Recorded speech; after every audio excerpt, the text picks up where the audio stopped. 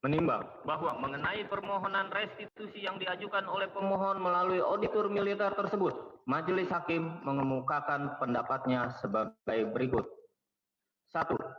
Bahwa menurut Majelis Hakim, perkara yang berkaitan dengan terdakwa lainnya, yakni Saudara Isra bin Sugiri, Saudara Iim Hilmi, Saudara Ajat bin Jumanta, dan Saudara Rohman, pengajuan permohonan akan diajukan melalui Peradilan Umum di Pengadilan Negeri Kota Tangerang.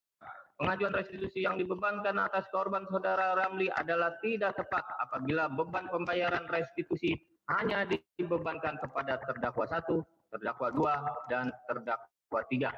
Namun tidak terhadap terdakwa lain, yaitu Saudara Isra bin Sugiri, Saudara Iim Hilmi, Saudara Ajat bin Jumanta, dan Saudara Rohman tidak dibebani.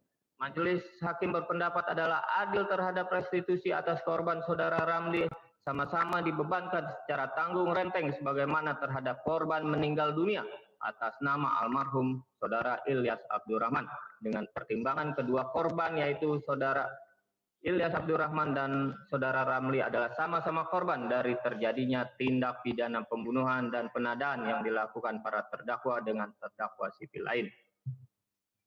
2. Bahwa dasar perhitungan besarnya perhitungan LPSK, Majelis Hakim menilai ternyata ditemukan beberapa komponen yang seharusnya tidak termasuk dalam besarnya nilai restitusi, yakni pengeluaran pembayaran seluruh angsuran bulanan mobil rental, tidak termasuk ganti rugi yang berkaitan dengan kehilangan kekayaan sebagaimana dimaksud dalam pasal 4 huruf A Perma nomor 1 tahun 2022.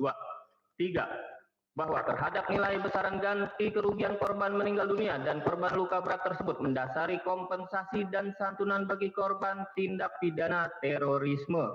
Majelis Hakim tidak sependapat karena dalam perkara para terdakwa bukanlah merupakan tindak pidana terorisme. 4. Bahwa dalam perkara aku para terdakwa telah dijatuhi pidana pokok dan pidana tambahan pemecatan dari dinas militer sebagaimana tuntutan auditor militer. Dengan demikian, Majelis Hakim menilai pada diri para terdakwa sudah tidak memiliki kemampuan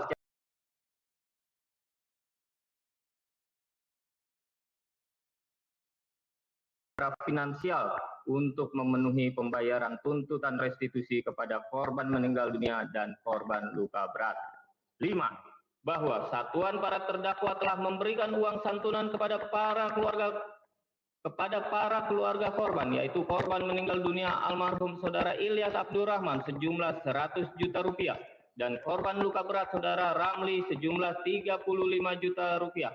Maka Majelis Hakim menilai satuan para terdakwa dapat dikatakan sebagai pihak ketiga sebagaimana diatur dalam pasal 1 angka 1 Perma nomor 1 tahun 2022, yaitu restitusi adalah ganti kerugian yang diberikan kepada korban atau keluarganya oleh pelaku tindak pidana atau pihak ketiga. Bahwa atas permohonan restitusi yang diajukan oleh pemohon melalui auditor militer tersebut di atas, maka Majelis Hakim berpendapat tidak dapat mengabulkan permohonan restitusi yang dibebankan kepada para terdakwa sebagaimana dalam tuntutan auditor militer. Menimbang bahwa permohonan restitusi dari keluarga korban meninggal dunia Saudara Ilyas Abdurrahman dan korban luka berat Saudara Ramli apabila para terdakwa tidak mampu membayar tetap melekat pada diri para terdakwa dan tidak menutup kemungkinan suatu saat para terdakwa atau pihak ketiga dapat menyelesaikannya.